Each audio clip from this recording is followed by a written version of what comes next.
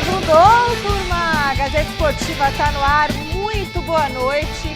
Quem está comigo aqui no estúdio hoje é a dupla Paulo Sérgio e Alexandre Silvestre. Hoje a gente vai trazer toda a repercussão da bombástica entrevista do ex-diretor de futebol do Corinthians, o Rubão, que esteve aqui ontem conosco no Mesa Redonda e olha, repercutiu, hein? Repercutiu, todos os colegas da imprensa pedindo aí as sonoras, as entrevistas para passarem nas outras emissoras e claro, a gente liberou.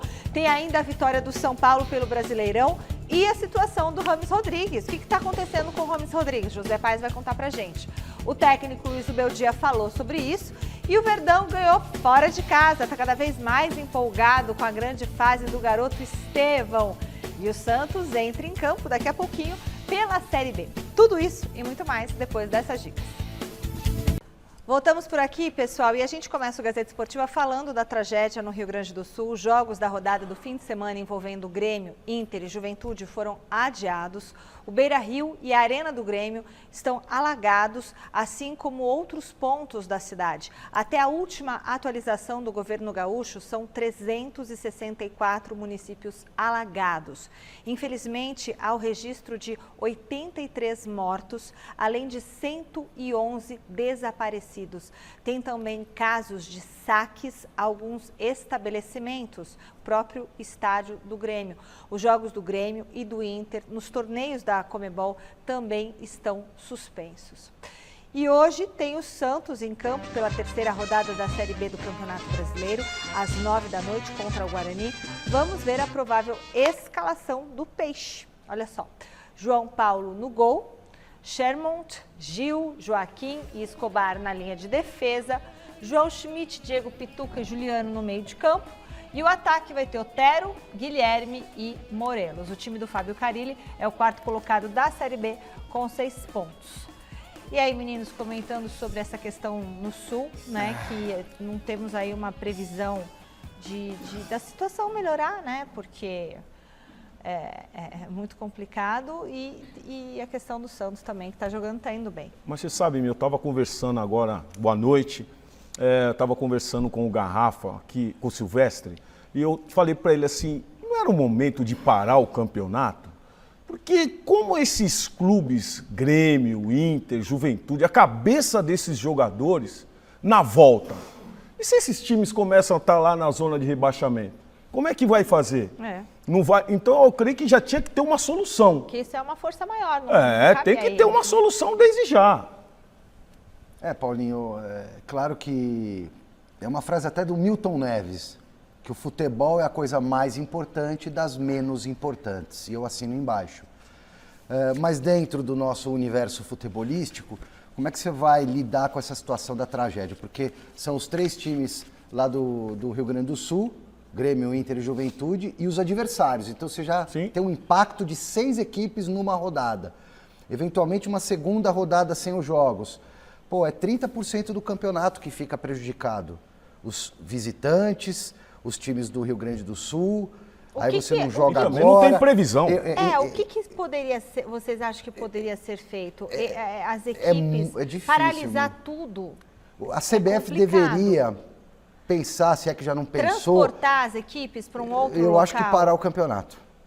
Eu acho que parar também, o campeonato, porque você vai desequilibrar um campeonato. Sim. Né? Vamos pensar só no futebol, né? Claro que tem toda uma tragédia acontecendo com o povo, a nossa solidariedade.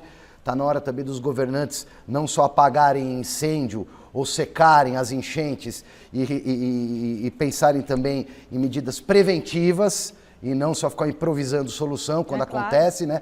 A natureza, obviamente, quando ela vem forte, você pode ter uma estrutura gigante, tecnologia, mas não dá para segurar. Agora, em termos de futebol, eu pararia o Campeonato Brasileiro. Eu também. Copa do Brasil, Campeonato de mata-mata, são jogos isolados, pontuais, acho que até dá para dar um jeitinho. Mas o Campeonato Brasileiro, pontos corridos, reza a lenda que é o campeonato mais justo, então tem que parar o campeonato. Então, eu vou sugerir, Fini, a gente não tem enquete aqui hoje, aliás tem, né, uma enquete, mas vamos mudar a enquete? Você acha que o Campeonato Brasileiro deveria ser suspenso por conta da tragédia no Rio Grande do Sul? porque está fora o Grêmio e o Inter e o Juventude, e a gente não sabe até quando. Então, colocar isso na enquete, porque aí a gente vai saber a opinião de quem está nos assistindo, se eles compartilham dessa visão ou não, tá bom? Então, daqui a pouquinho, vai estar no ar no site gazetesportiva.com. Não vai ser agora, porque a gente acabou de mudar isso aqui na hora, tá bom? Então, a gente vai colocar para saber a sua opinião. Enquanto isso, o São Paulo conquistou uma ótima vitória fora de casa ontem. Que beleza, Zubeldia, hein? Manteve um bom momento na temporada. Dá uma olhadinha na reportagem. Vitória e São Paulo no Barradão em uma tarde de domingo agitada, ó só. Com apenas 3 minutos no relógio, Caleri foi ajudar na defesa e acabou sendo derrubado pelo Wagner Leonardo. O VAR entrou em ação e aos 7 minutos, após toda a revisão, o zagueirão foi expulso e acabou indo mais cedo para o vestiário. Com 1 a mais em campo, o tricolor paulista encontrou algumas chances. O Igor Vinícius bateu de primeira, mas o PK bloqueou o chute. Já o cabeceio do Michel Araújo só foi para fora mesmo. Agora, dá uma espiada nessa oportunidade. O Luciano cruzou, o Galopo chegou batendo em cima do goleirão. E no rebote, o Igor Vinícius deu um belo chute, mas que parou na trave, foi quase. E ó, o camisa 2 do São Paulo não marcou naquele lance, mas fez o cruzamento na medida pro Luciano cabecear firme e abriu o placar 1 a 0.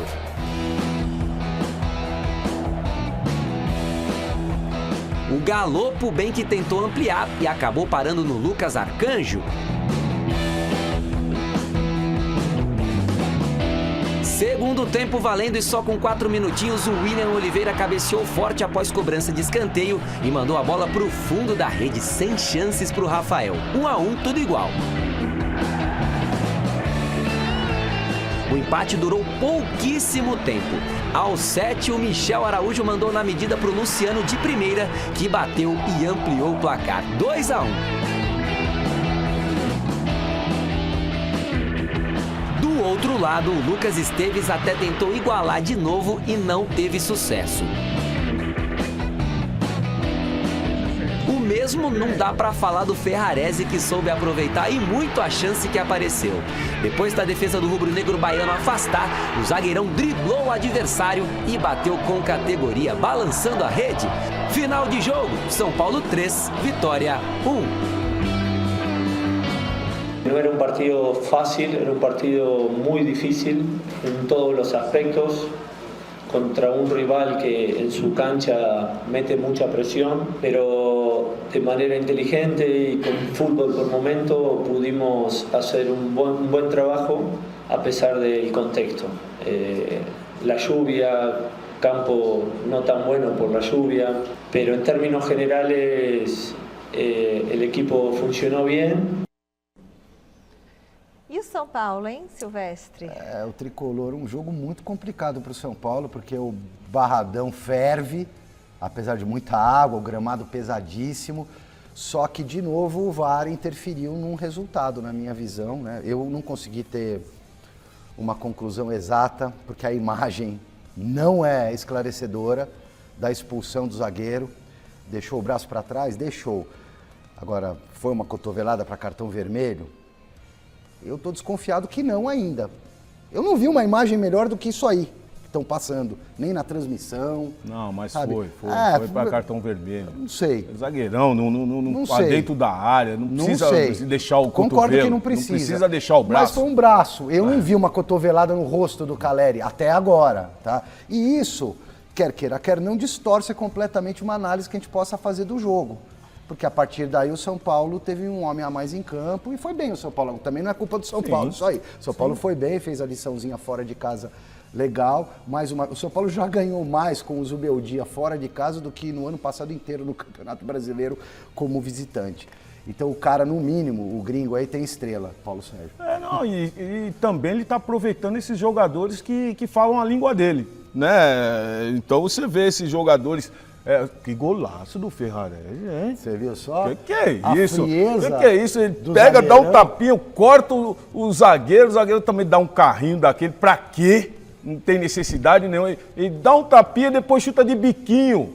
Ele jogadinha de Ronaldo e depois de Romário. Contato direto agora com José Paes, em frente ao Morumbi, para falar mais um pouco de tricolor. Boa noite, Zé. Seguindo aquela novela que o torcedor são paulino já está acostumado, o Zubeldia comentou sobre o Rames Rodrigues, é isso? Comentou sim, Mi. Boa noite para você, boa noite para todo mundo aí que vai acompanhando mais uma edição do Glorioso Gazeta Esportiva. Comentou sim, Rames Rodrigues não foi relacionado para esse jogo do São Paulo lá em Salvador, contra o Vitória no Barradão, vitória do Tricolor aí, triunfo do São Paulo pelo placar de 3-1. E a informação que eu tenho é que o Rames não foi para esse jogo por opção técnica.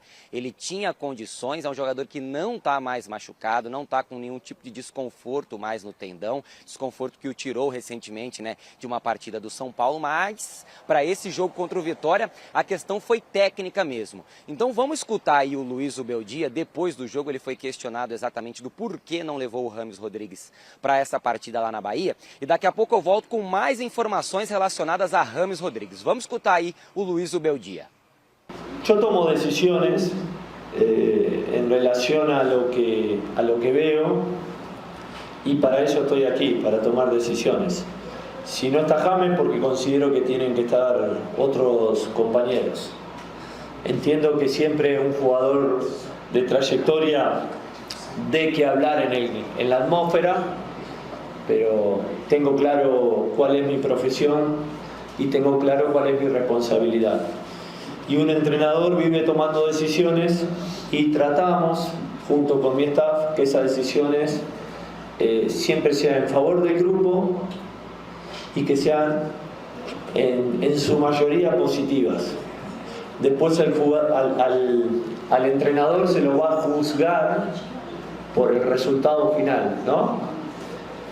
Pero hay algo que aprendí en 15 años de profesión, que siempre las decisiones van a estar en función de lo que veo y en función del conjunto. Así que todos están considerados, pero al final del día o antes de los juegos, del juego, tengo que tomar decisiones.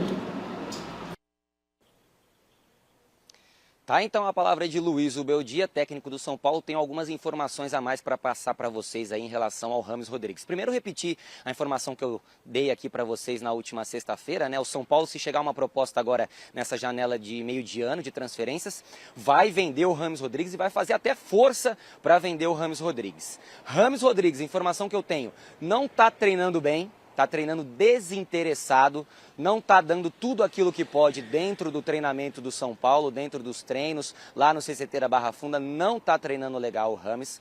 E aí, o balanço patrimonial do São Paulo saiu recentemente, o São Paulo tem 100% dos direitos econômicos do Rames. Então, numa futura venda, numa futura possível venda do Rames Rodrigues, o São Paulo ficaria com a grana toda.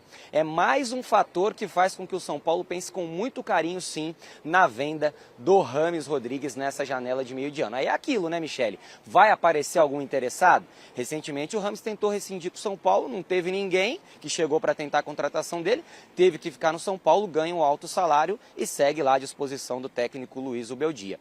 Eu tô aqui em frente, Osmar, tem como mostrar aqui pra galera? Osmar Menezes vai mostrar para vocês. Hoje eu tô aqui em frente à sede social do São Paulo, viu, Michele? Aqui no Morumbi, na rua Jules Rimet, homem importante aí da FIFA, o cara que inventou a Copa do Mundo, né? E eu tô aqui em frente à sede social do Tricolor para fazer esse ao vivo de hoje tão bem bacana, um local diferente. É por aqui pelo Portão 7 que entra a rapaziada toda, vai praticar aquele tênis, vai fazer um esporte aqui dentro do São Paulo na área social. Eu tô por aqui então, um local bem bacana, o pessoal chega, já reconhece a gente, bate aquele papo, assiste o Gazeta Esportiva, manda beijo para você. Então eu vou fazer algumas entradas daqui no futuro, viu, Michele? Porque aqui é legal pra caramba. Devolvo para vocês aí, para vocês poderem comentar sobre Rames Rodrigues. Não vai acabar nunca a novela, viu, Michele? Devolvo para você.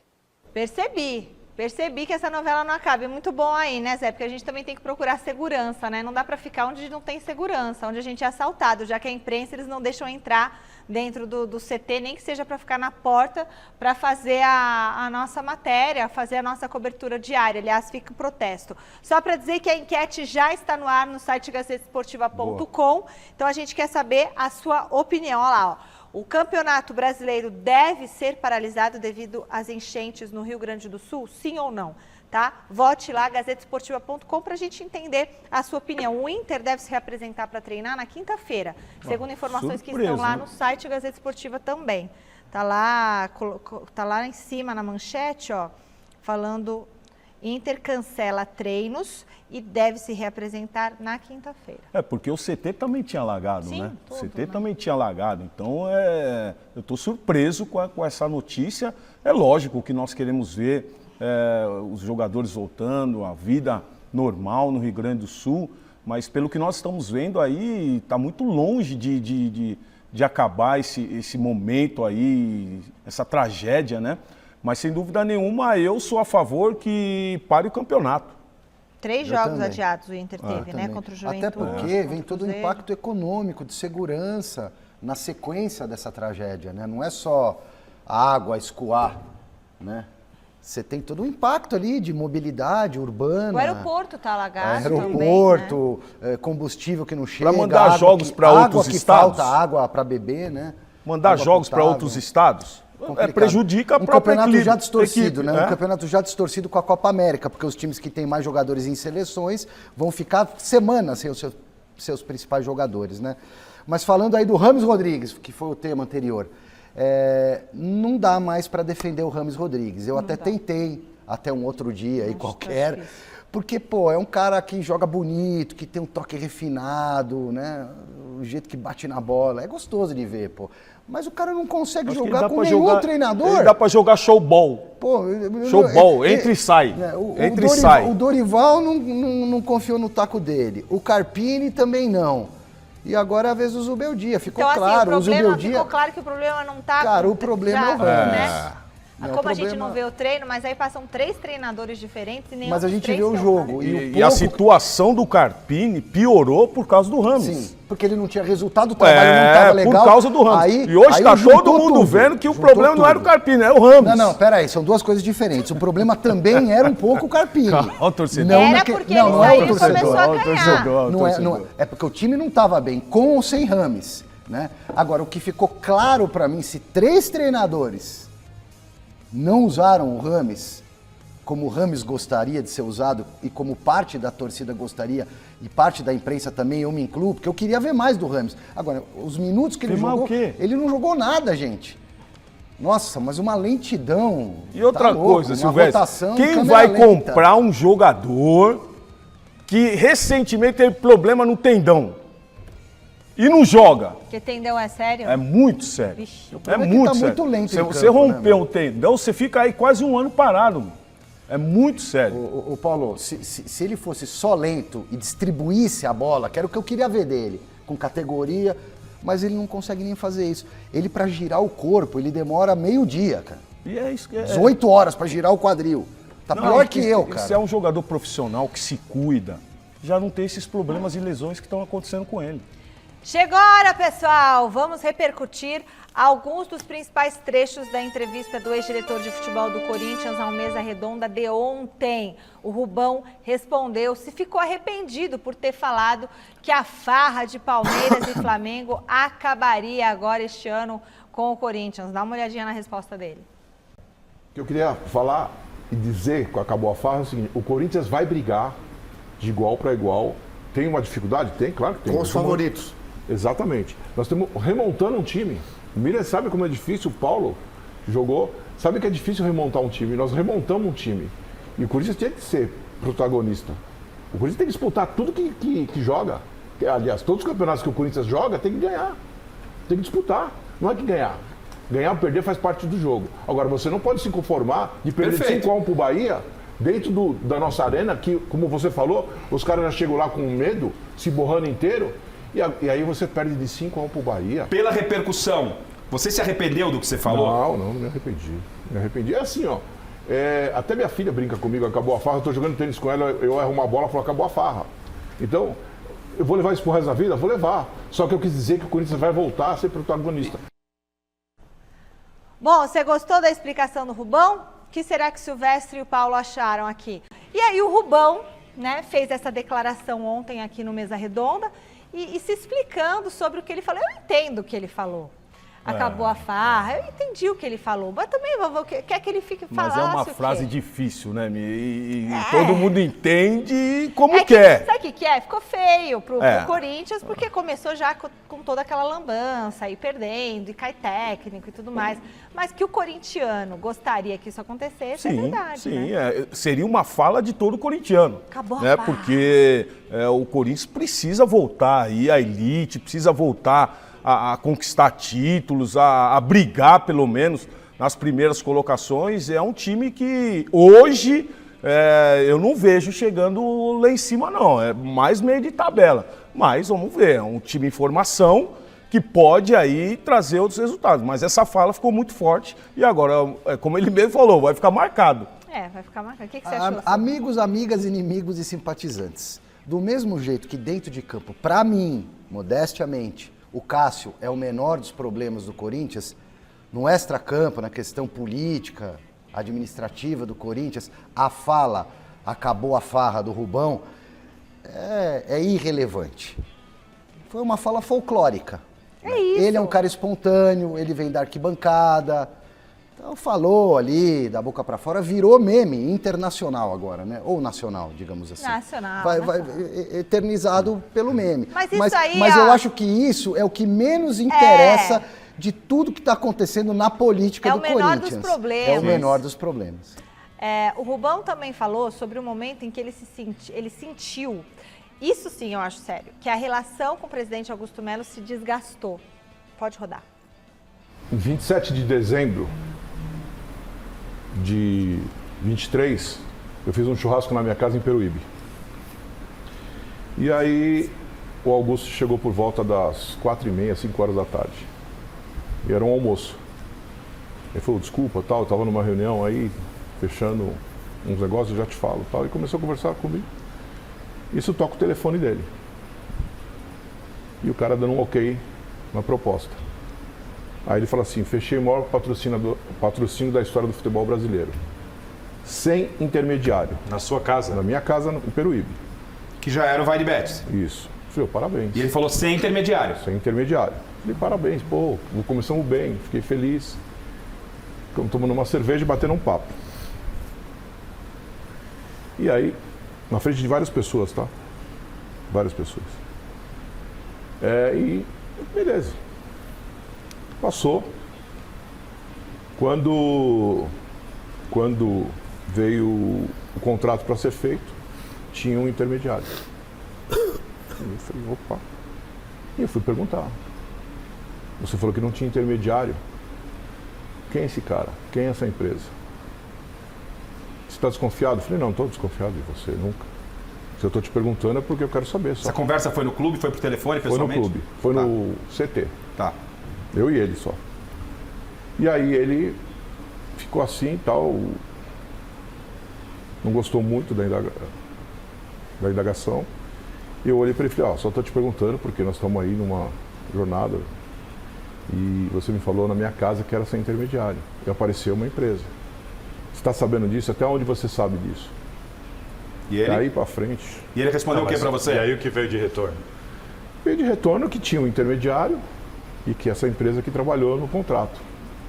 E a comissão era de 10% e ele reduziu para 7%. E eu peguei, olhei e falei, olha, tem alguma coisa errada. Porque não foi isso que você falou para mim. Não foi só para mim, tá? Foi para outras pessoas. E aí, pessoal? É no mínimo estranho, né? Se ele e o presidente, Rubão e Augusto, tinham uma relação tão íntima nos últimos anos, trabalhando numa oposição, buscando um espaço na gestão do Corinthians, tipo unha e carne, é óbvio que esse tipo de informação deveria ser passada do Augusto para o Rubão, quando os dois, na casa do Rubão, conversam a respeito. Num primeiro momento, não tem um intermediário e depois aparece e isso causa ali um incômodo no presidente.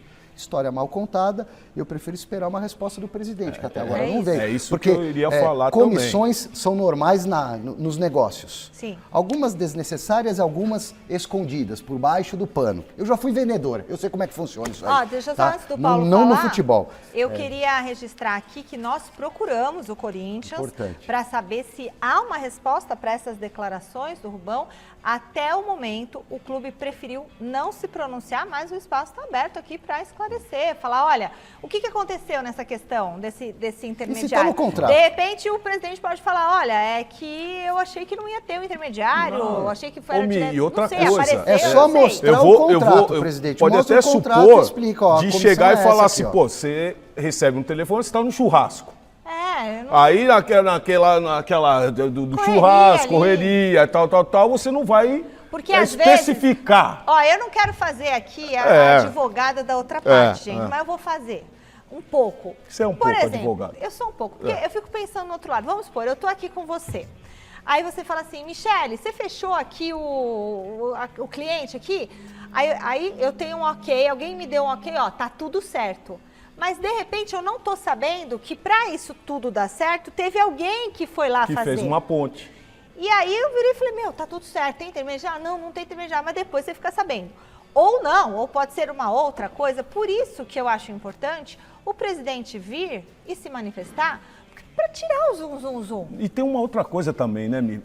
Poderia ter uma conversa dos dois, Poxa, esclarecedora. Até porque o que nós vimos aqui no início do ano, né, eles estiveram aqui com a gente, né, todos empolgados aqui com a vitória, e chegar um momento dessa forma, é tudo muito triste, né? Agora, vamos esperar a resposta. Porque... Agora, cheira mal, né? Aparece um intermediário no meio do processo, o braço direito do presidente não tinha informação e ele conversou com o presidente. Aí o presidente ficou Aí, de repente, chateado. Aparece um intermediário, né?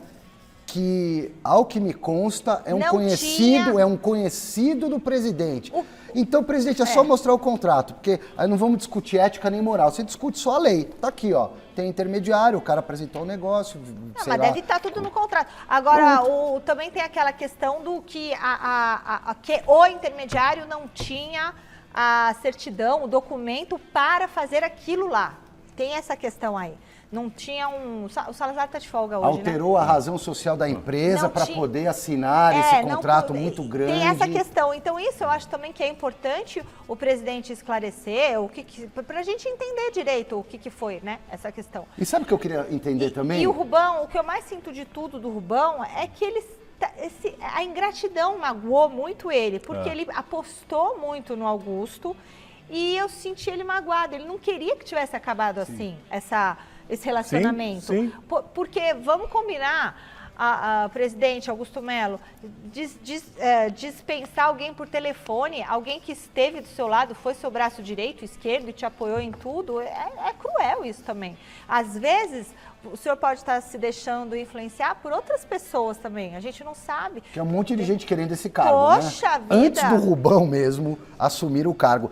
Agora, só uma coisa que eu gostaria de ter ouvido do Rubão. Por que demorou tanto para falar? Se isso te incomodou tanto, Rubão, eu tenho o maior respeito pelo Rubão. Ele ficou com dengue, né? Outra coisa. Não, tudo bem, ficou com dengue. E depois estava esperando uma conversa entre eles. Se é uma coisa tão grave assim, poderia ter falado Silvestre, ainda... Às vezes é interno o negócio. É internamente. Você acha que eles não estavam ali conversando? Mas se isso é uma coisa que incomodou filosoficamente as questões morais do Rubão, estranho, o cara não, depois que eu questionei não fala mais comigo. Mas também foi, será que foi por isso que esperou ser demitido? Rachou? Esperou ser demitido para falar? Tem tanta coisa que poderia ter acontecido. Bom, eu não sei. Eu acho que ele ficou doente, teve o acordo.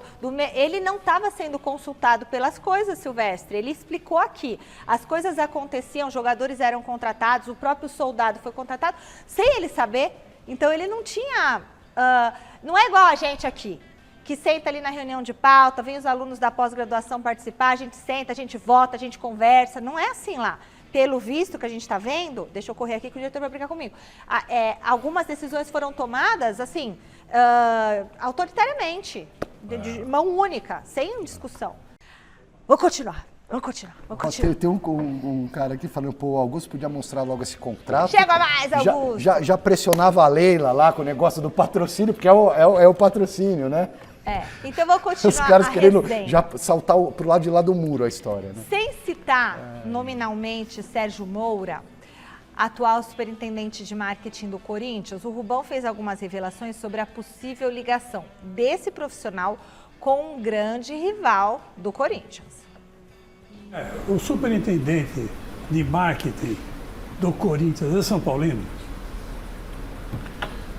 Não é só São Paulino. Se ele fosse só São Paulino, estava bom. Ele é envolvido na política do São Paulo. Ele fez a campanha do Carlos Miguel Aidar. Esse cidadão aí que você está falando do Alex Cassundá, que entrou como intermediário. O superintendente de marketing do Corinthians é São Paulino? São Paulino. E envolvido com a política. Aí é mais complicado ainda. Ele é envolvido com a política do São Paulo. Fez a campanha e do o Carlos Alex Miguel trabalhou Aidar. com ele lá. Muito bem, é isso. O que você achou, Silvestre? O fato do cara ser São Paulino, se ele ocupa o cargo e faz bem a função dele, sendo São Paulino, corintiano, palmeirense, pra mim que se dane, né? Apesar de mas ali no futebol, não é assim, né? apesar de Ali no não é futebol, assim. eu ia chegar lá. O futebol tem essas questões, né? Tem essas pressões. O clubismo tem o clubismo. prevalece. Agora, o desagradável, para ser bem suave, é o cara ter estado envolvido na campanha do Carlos Miguel Aidar, que foi um péssimo presidente nessa última passagem, com várias questões também administrativas estranhas lá para os lados do Morumbi. Aí sim pesa contra ele ter estado também na gestão do Corinthians. Eu acho que não pode ser assim. A pessoa não pode servir a Deus e ao diabo. Então, por exemplo, o que eu quero dizer com isso? Não pode trabalhar dentro do Corinthians e trabalhar dentro do São Paulo.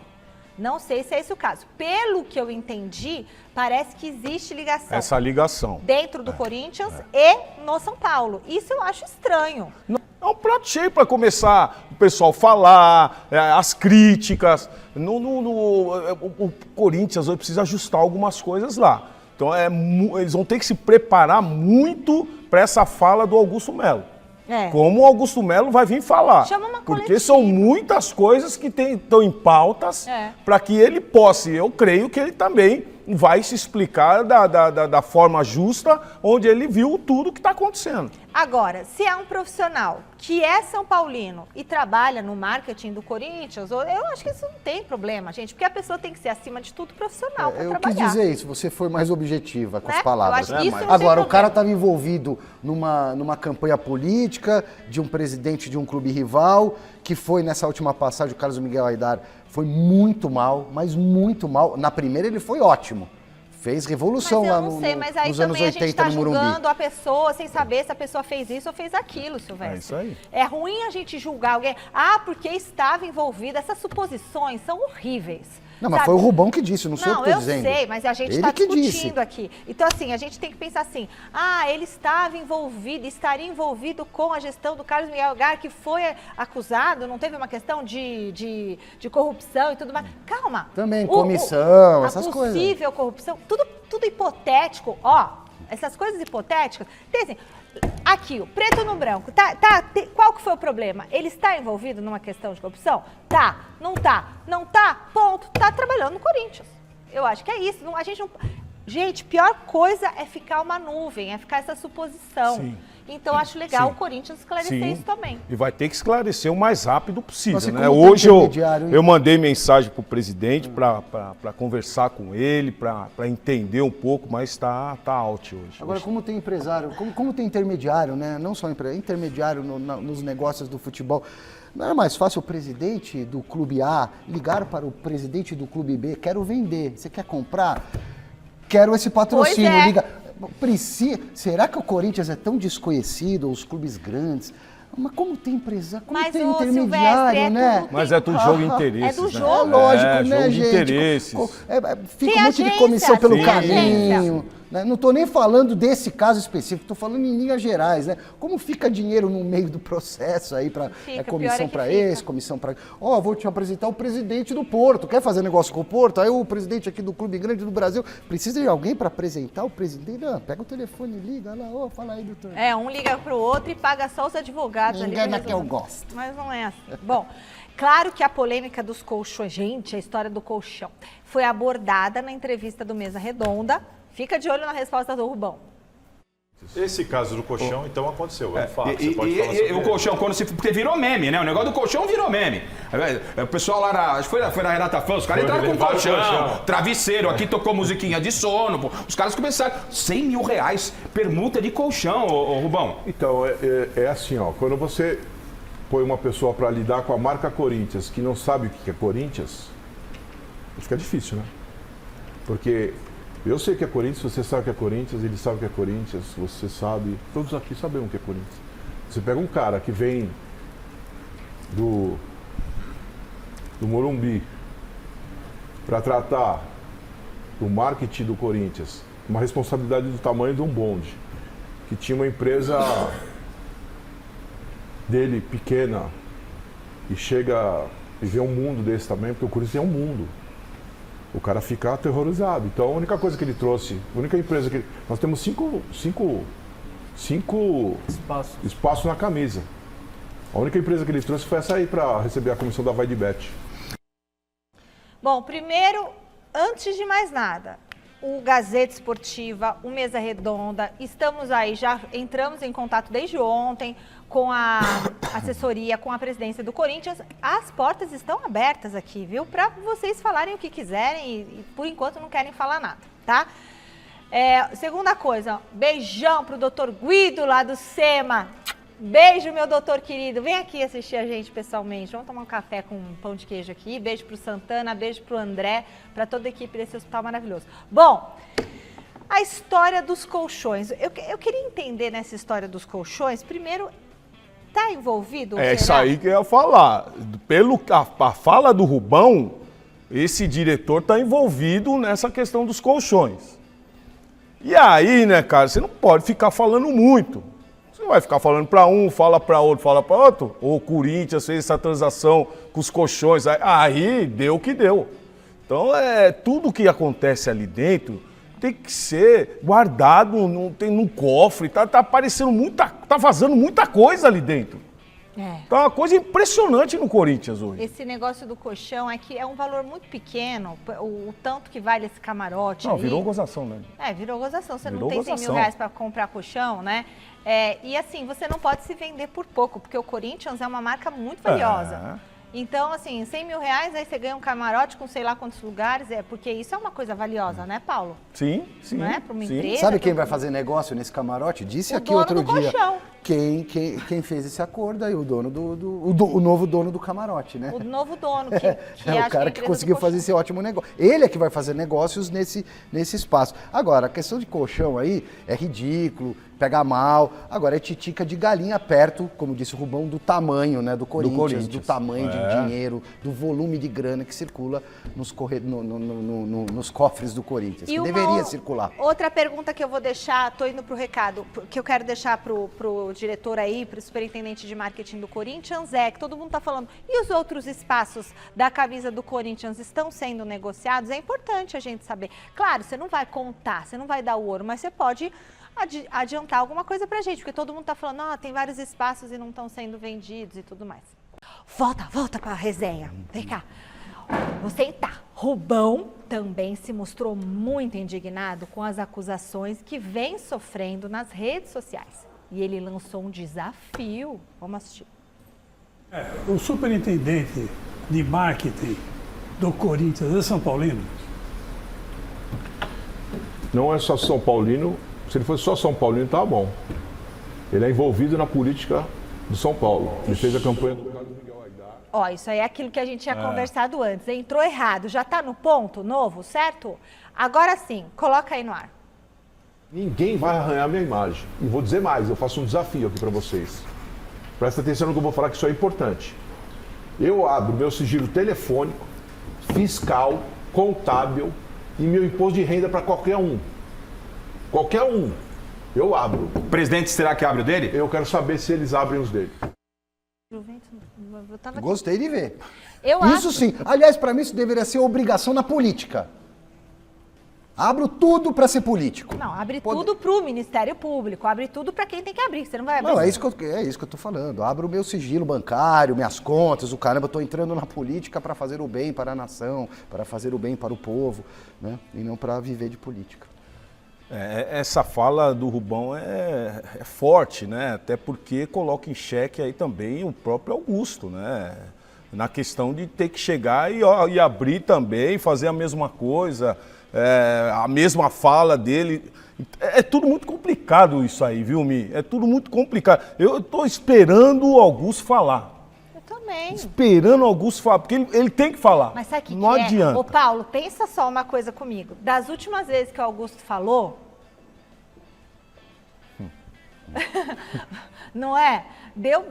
Não falou direito. Deu ruim? Né? Deu ruim, porque falou do patrocínio, falou do Mateuzinho, falou do Luizinho, falou um monte de coisa que não deu certo. Então, assim, se prepare e fala direito, ou faça um pronunciamento. De imprensa, assessoria, escreve, Jô, Olavo, turminha, escrevam ali, nem que ele faça um pronunciamento, ele leia tudo. Poderiam fazer como fizeram outro dia, e o Entendeu? Salazar participou aquela coletiva, né? Uma coletiva aberta, não sei como é que eles chamaram na época, para ter um debate, porque também se vier com uma notinha, tá aqui a nota, vamos divulgar no site. Faz aquele café da manhã com o presidente. Tem que ser uma coisa mais espontânea. Com um café só e chama, e aí o presidente explica as coisas, mas não faz aquilo só de escolher 3, meia dúzia de jornalistas. Chama a imprensa, né? E aí esclarece as coisas com um advogado do lado, entendeu? Sim, se eu estivesse lá, eu teria um advogado do lado, né? Até para consultar. Eu lembro bem daquele ditado, tão simples. Quem não deve, Quem não teme. deve, não teme. Não é? Então, vai Olha, pra pena conversa, que eu não presidente. exerço a advocacia. Senão, olha, eu ia ser uma bela advogada. Bora botar a bola para rolar no Gazeta Esportiva, que eu já tô com saudade da bola rolando, né? Muita política, muita confusão. O Palmeiras encarou o Cuiabá na Arena Pantanal, voltou de lá com mais 3 pontinhos na bagagem. Ó, tá nadando de braçada.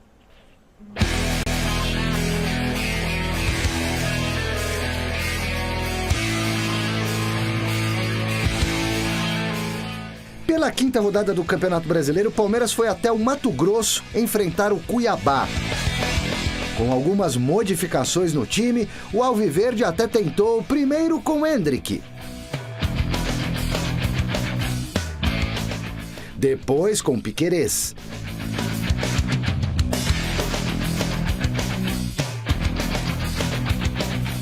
Mas o Verdão só conseguiu abrir o placar nos acréscimos do primeiro tempo. Em belo cruzamento de Luiz Guilherme, Lázaro subiu mais que todo mundo e testou a bola para o fundo no gol de Walter, 1-0. Já na segunda etapa, o Dourado quase empatou nesse foguete do Fernando Sobral. O Everton estava lá para defender a pátria alviverde. O Verdão respondeu então no lance seguinte, em uma linda arrancada de Hendrick. E depois de uma bela tabela com Luiz Guilherme, Walter cresceu para cima do garoto e impediu o segundo do Verdão. Estevão, que entrou na vaga de Luiz Guilherme, driblou 2. E quando passava pelo terceiro, foi derrubado dentro da área. Pênalti para o Palmeiras. E ele mesmo chamou a responsabilidade. Bola na marca da Cal. Tomou distância e fuzilou o goleiro Walter para marcar o segundo. Golaço na gaveta de pênalti. E ficou por isso mesmo, Cuiabá 0, Palmeiras 2. O Verdão volta a campo na quinta-feira, em noite de Libertadores. Acho que fizemos um jogo bem conseguido, tivemos calma, tivemos paciência. Eu acho que hoje aqui defrontamos 2 adversários, o Cuiabá e o Calor, que não estamos acostumados a este tipo de temperaturas. Era fundamental nós termos o controle de jogo através da posse de bola, mas uma posse com a intenção de chegar rápido, ou mais do que rápido, bem à zona do golo do nosso adversário. Acho que o fizemos e acho que é uma vitória justa. Concordo com o Abel, com o professor Abel Ferreira. E de novo o menino dando mais um passinho, né? O Estevão fez gol, dá assistência, jogada do pênalti, pega a bola, vai lá e bate. E com uma confiança, velho. Porque pra bater pênalti em cima não é qualquer um não, hein? O primeiro tempo muito ruim, né? O primeiro tempo muito ruim, aí vem o gol do Lázaro no finalzinho do primeiro tempo. Eu acho que o calor estava muito intenso lá. Mas o segundo tempo foi completamente diferente, né? Uma arrancada do Hendrick, essa arrancada aí, né? A jogada e depois a jogada do pênalti, que vem logo vem em seguida aí. A jogada do pênalti, que ele entra pelo lado direito, rabiscando e com muita personalidade. Aí, ó, leva um, leva outro, e o zagueirão Paulo, ainda acha que não foi pênalti. O Palmeiras, cara, revelou 3 jogadores do meio para frente que se completam assim. Não sei se você concorda comigo. É o Luiz Guilherme, que ele é um meia armador. Muito bom jogador. Ele joga muito pelo lado, mas ele é um meia. Esse ainda não desabrochou totalmente. O menino, o Estevão, que é o ponta driblador, e o Hendrick, que é o falta, tiro curto finalizador. Só espero que não torne um menino um brucutu, né? Ficar correndo atrás de zagueiro, porque senão você perde um jogador. Olha, Paulo Sérgio e Silvestre, vocês já foram pra Disney? Eu já. Tive esse prazer. O Abel Ferreira não foi. Ele não foi. Ele tá com essa vontade. Mas o desejo maior do português é seguir trabalhando o máximo de tempo possível com a molecada do Palmeiras, inclusive se for num outro lugar no futuro. Olha só.